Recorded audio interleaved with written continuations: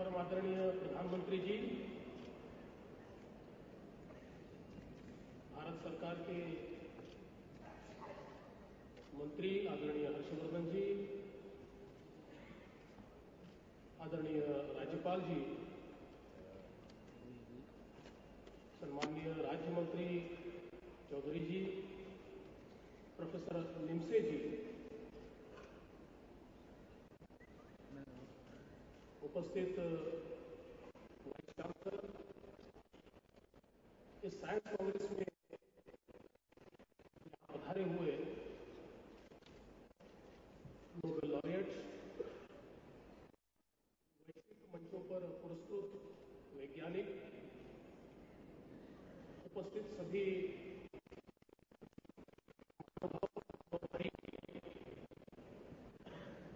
मैं आप सभी का महाराष्ट्र के इस मुंबई नगरी में बहुत बहुत स्वागत करता हूं और इंडियन साइंस कांग्रेस का प्रोफेसर निमसे जी का बहुत बहुत आभार व्यक्त करना चाहता हूं कि 54 वर्षों के बाद फिर एक बार इस महाराष्ट्र को, इस मुंबई विद्यापीठ को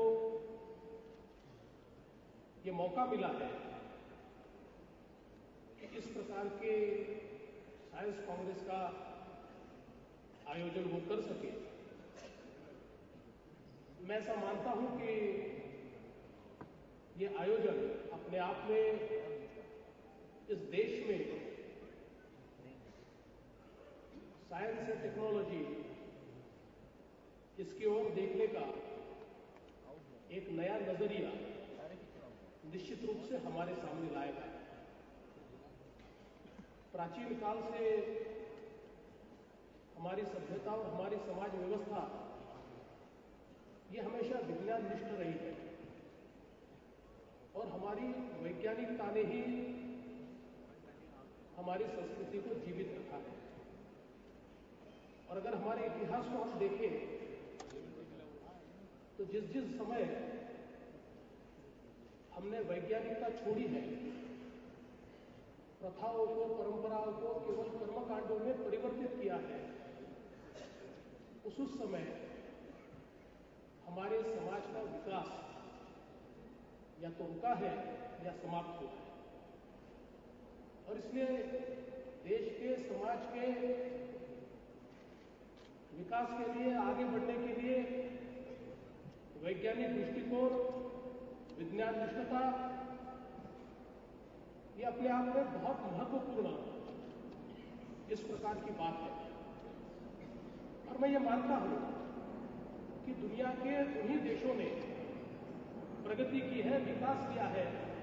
चाहे वो आर्थिक विकास हो, चाहे वो भौतिक विकास हो, चाहे वो सामाजिक विकास हो, हर विकास के पीछे वैज्ञानिक विकास, विज्ञान निष्ठता यही उसकी मूलगामी आधारशिला रही है। और इसलिए मैं मानता हूं कि इस प्रकार के आयोजनों के माध्यम से हम मानवता के सामने आज जो चुनौतियां खड़ी हैं,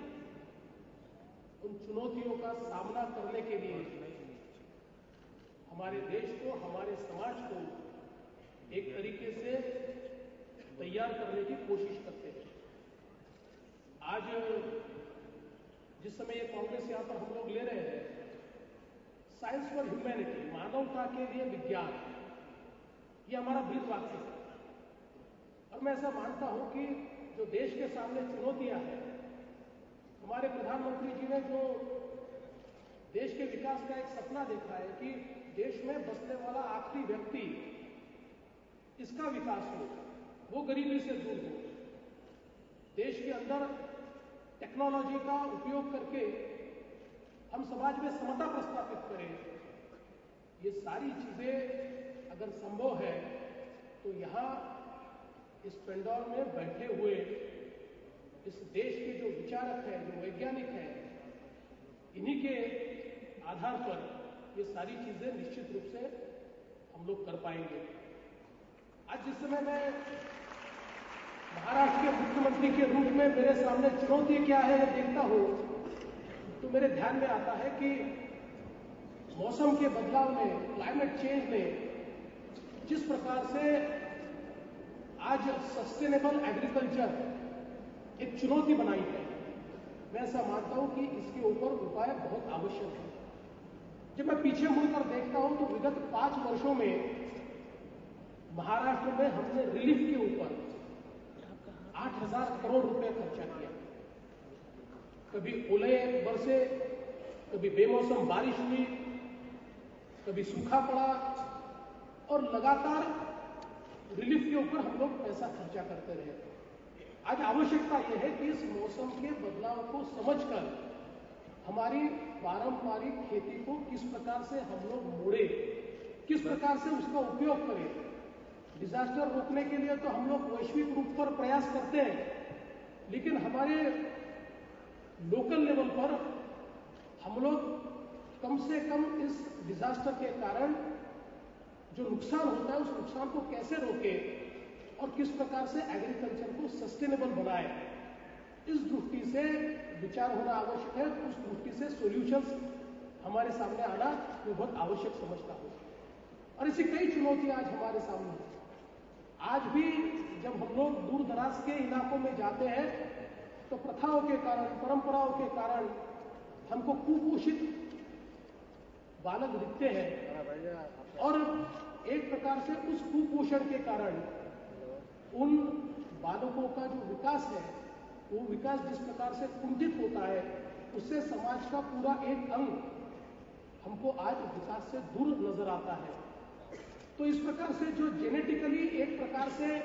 ये सारी चीजें उनके अंदर तैयार हुई है, इसको किस प्रकार से हम दूर कर पाए, इसका विचार होने की आवश्यकता है। साइंस बहुत आगे बढ़ रहा है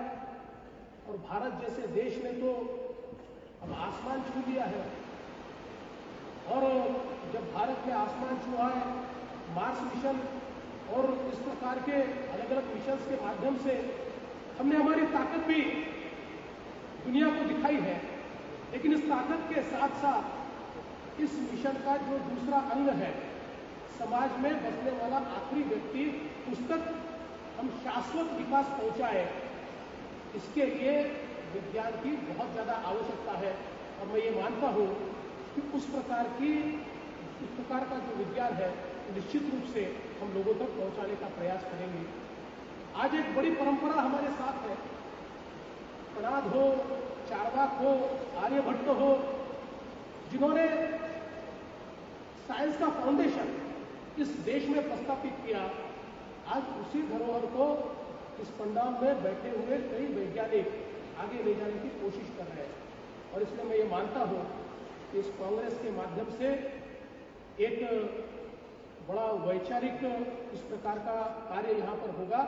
और जिसके माध्यम से देश की और मानवता के सामने जो चुनौतियां हैं, उन चुनौतियों का मुकाबला करने के लिए हम बहुत अच्छे सॉल्यूशंस यहाँ पर तैयार करेंगे। देश के विकास में हम लोग एक बहुत अच्छी सहभागिता देंगे, इस विश्वास को मैं व्यक्त करता हूँ। पुनः एक बार आप सभी का यहाँ बहुत बहुत स्वागत करता हूँ। हमारे आदरणीय प्रधानमंत्री और प्रधारी, उनका भी बहुत बहुत आभार व्यक्त करता हूँ और अपने शब्दों को विराम देता हूँ।